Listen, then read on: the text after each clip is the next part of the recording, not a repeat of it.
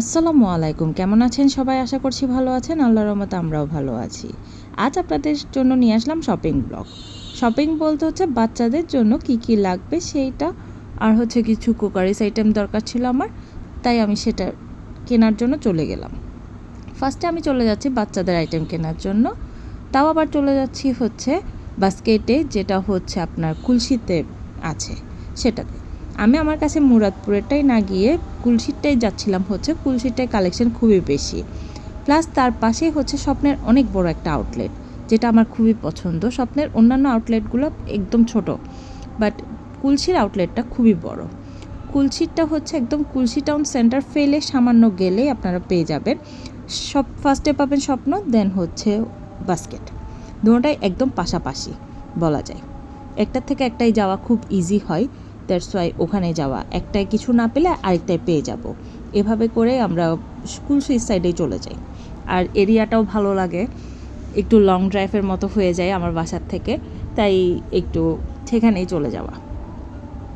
সবসময় তো আর লং ড্রাইভে কোথাও যাওয়া যায় না, এটা হলে একটু একটু লম্বা রাস্তা, তার উপর গল্পও করা যায়, বাচ্চারাও এনজয় করে, দ্যাটস ওয়াই ওখানেই চলে যাচ্ছি আমরা।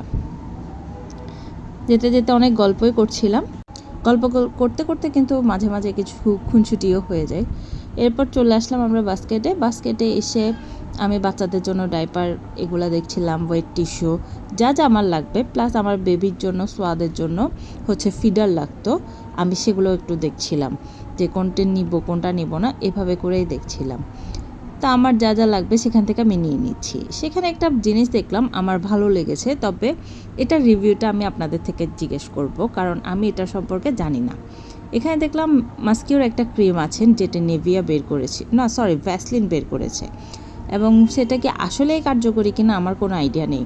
আপনাদের কোনো নলেজ থাকলে আমাকে কিন্তু জানাবেন, এটা আমার জন্য দরকার বলা যায়।